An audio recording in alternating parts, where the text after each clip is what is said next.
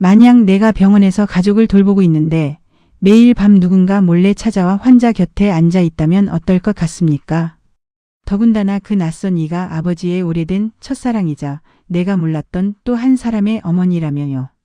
오늘 인생길 사연집에서는 조용한 방문 하나가 우리 가족의 문을 어떻게 열어 젖혔는지 처음부터 끝까지 들려드리겠습니다. 사연 시작 전에 무료로 할 수 있는 구독과 좋아요를 눌러주시면 제게 큰 힘이 됩니다. 아버지는 오랫동안 아프셨고 어느 날 갑자기 병원에 누우셨습니다. 나는 퇴근길마다 병원으로 향했습니다.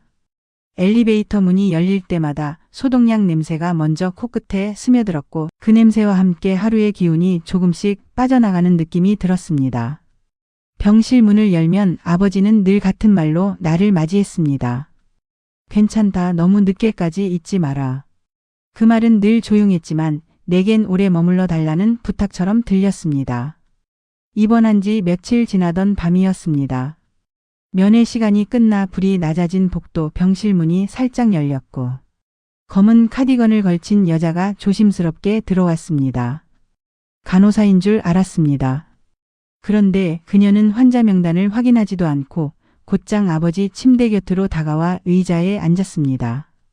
그리고 아버지의 손을 두 손으로 꼭 감쌌습니다. 그 손을 잡는 순간 그녀의 어깨가 아주 작게 떨렸습니다. 한동안 말이 없었습니다. 표정에는 애틋함과 죄송함 같은 것이 겹겹이 얹혀 있었습니다. 나는 그날 묻지 않았습니다. 오래된 지인인가 보다 하고 넘겼습니다. 그런데 이상하게도 그 다음 날도 밤 9시만 되면 같은 여자가 문틈을 살피고 들어왔습니다. 조용히 손을 잡고 있다가 20분쯤 지나면 흔적 없이 사라졌습니다.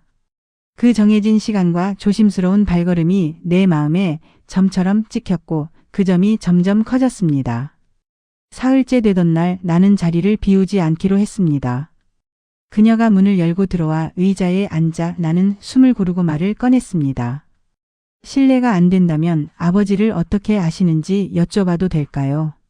그녀는 놀란 듯 눈을 들었고 한동안 침묵한 뒤 입술을 떨며 조용히 말했습니다. 저 당신 아버지의 옛사람입니다. 옛사람. 단어 하나에 시간이 묵직하게 떨어졌습니다. 나는 천천히 되물었습니다. 예전에 사랑했던 분이라는 뜻인가요? 그녀가 고개를 끄덕였습니다. 두 사람은 한 마을에서 자랐고 결혼을 약속했지만 집안 반대로 헤어질 수밖에 없었다고 했습니다. 헤어진 지 얼마 지나지 않아 그녀는 새 생명을 품고 있다는 사실을 알았고 혼자서 그 아이를 낳아 키웠다고 했습니다. 그러면 내게 형제나 자매가 있다는 말인가요? 나는 조심스럽게 물었습니다. 그녀는 아주 서서히 고개를 끄덕였습니다. 그리고 망설이다가 덧붙였습니다. 아버지가 떠나시면 그 아이도 조금은 인정받을 수 있으면 좋겠습니다. 인정이라는 말이 귀에 남았고 그 말 뒤에 재산이라는 단어가 그림자처럼 따라붙는 느낌이 들었습니다. 병실 공기가 잠깐 싸늘해졌습니다. 그날 밤 집으로 돌아와 나는 전화를 들었다 놓았다를 반복했습니다. 엄마에게 말해야 할까 지금은 아닐까. 몇 번의 망설임 끝에 문자 한 줄을 보냈습니다. 엄마 내일 병원에서 얘기할 게 있어. 다음 날 엄마는 병원으로 왔습니다. 병실에서는 아무 말도 하지 않고 아버지 곁을 지켜주셨습니다. 복도로 나와 벤치에 앉아 엄마가 조용히 물었습니다. 그 여자는 어떤 사람이니? 나는 본 대로 들은 대로 설명했습니다. 엄마는 잠시 눈을 감았다가 천천히 고개를 끄덕였습니다. 사람 일은 늘 한 줄로 설명할 수 없는 거야. 내 마음이 다치지 않았으면 좋겠다. 그 말이 내 어깨를 천천히 내려앉게 했습니다. 나는 아버지의 오래된 친구를 찾아갔습니다. 동네에서 공구점을 하던 분이었습니다. 그분은 커피를 내오며 한동안 나를 보다가 낮은 목소리로 말했습니다. 젊을 때 내 아버지 그 사람 아주 좋아했지. 집안 반대가 아니었으면 결혼했을 거야. 그 말을 듣자 집 서랍 속 낡은 사진들이 떠올랐습니다. 집으로 돌아와 서랍을 뒤지자 누렇게 바랜 봉투 하나가 나왔습니다. 봉투 뒤에는 여름강가라는 글씨가 적혀 있었습니다. 흑백 사진 2장이 들어 있었고 강둑에서 웃는 젊은 남자와 여자가 찍혀 있었습니다. 남자의 옆모습은 지금의 아버지와 너무 닮아 내 입에서 짧은 숨이 새어 나왔습니다. 사진 뒤에는 낯선 필체로 다음 여름에도 여기서 만나자라는 문장이 적혀 있었습니다. 나는 사진을 챙겨 병실로 갔습니다. 사진을 아버지 앞에 펼치자 아버지는 천천히 눈을 깜박이며 사진을 오래 보셨습니다. 그러다 내 손등을 꼭 잡고 힘겹게 말했습니다. 미안하다, 서랍 편지. 단어 몇 개가 겨우 이어졌습니다. 그날 밤 나는 집으로 돌아와 아버지 방 서랍을 하나하나 열었습니다. 가장 안쪽에서 작은 나무 상자 하나가 나왔습니다. 상자 안에는 접힌 편지와 작은 열쇠, 오래된 손목시계가 들어 있었습니다. 편지를 펼치자 아버지의 글씨가 눈에 들어왔습니다. 젊은 날 지키지 못한 약속이 평생 마음에 남아 있었다. 내가 끝내 말하지 못한 이야기가 있다. 내가 떠난 뒤라도 그 아이의 안부를 전해 듣고 가능한 한 작은 도움이라도 건네주면 좋겠다. 시계 하나와 작은 통장을 남긴다. 돈이라고 하기도 민망하지만 내 마음의 사과다. 마지막 줄에는 또박또박한 서명이 놓여 있었습니다. 나는 편지를 쥔 채 한동안 움직이지 못했습니다. 울컥하는 마음이 올라왔다가 가라앉고 혼란과 안도와 서운함이 뒤섞여 가슴 안에서 오래 머물렀습니다. 다음 날 밤 병실 앞 복도에서 나는 그녀를 기다렸습니다. 그녀가 오자 나는 편지 사본을 내밀었습니다. 그녀는 편지를 읽는 내내 조용히 울었습니다. 미안합니다. 늦었지만 고맙습니다. 그 말이 내 마음에도 들어왔습니다. 나는 물었습니다. 아이와도 이야기해 볼 수 있을까요? 그녀는 고개를 끄덕이며 시간과 장소를 조심스럽게 제안했습니다. 토요일 오후 병원 근처 작은 카페에서 그 아이를 처음 만났습니다. 그는 말수가 적고 긴장한 듯 컵을 두 손으로 감싸쥐고 있었습니다. 첫 마디가 이랬습니다. 만나주셔서 감사합니다. 저는 욕심내러 온 게 아닙니다. 어떤 분이셨는지, 어떤 목소리였는지, 어떤 표정으로 웃으셨는지 알고 싶었습니다. 나는 가방에서 흑백 사진을 꺼내 건넸습니다. 그는 사진을 오래 바라보더니 조용히 말했습니다.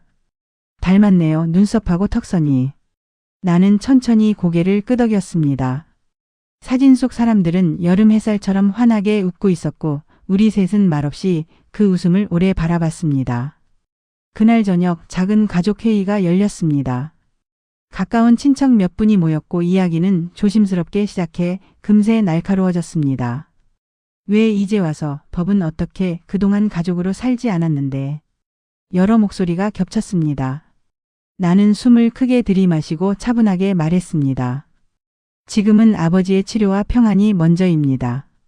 나머지는 천천히 합의해서 결정합시다. 그 말을 끝내고 설거지를 하며 물 흐르는 소리를 오래 들었습니다. 그 소리가 마음을 조금씩 가라앉혔습니다. 며칠 뒤 나는 변호사를 찾아갔습니다. 사실관계를 차분히 정리해 설명했습니다. 변호사는 서류를 살피더니 이렇게 말했습니다. 법은 한계가 있습니다.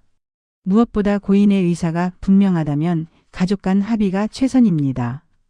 재산만의 문제가 아니라 마음과 시간의 문제이기도 합니다. 나는 고개를 끄덕였습니다. 법이 모든 것을 판결로 정리해 주지 못한다는 것을 이미 내 마음이 알고 있었던 것 같습니다. 병실로 돌아오자 아버지는 더 말라 보였습니다. 손등에 핏줄이 도드라져 마음이 아려왔습니다. 나는 침대 곁에 앉아 조용히 말했습니다. 아버지, 사진 봤어요. 편지도 읽었어요. 아버지는 눈을 진득하게 뜨고 내 얼굴을 보더니 힘겹게 입술을 움직였습니다. 고맙다. 그리고 미안하다. 내가 듣고 싶은 두 마디가 내 귀에 또렷이 들어왔습니다. 그 순간 오래 묵혀있던 매듭 하나가 풀리는 느낌이 들었습니다. 우리는 아주 짧은 만남을 준비했습니다. 병원 규정 안에서 가능한 한 예의를 갖춰 조용하게.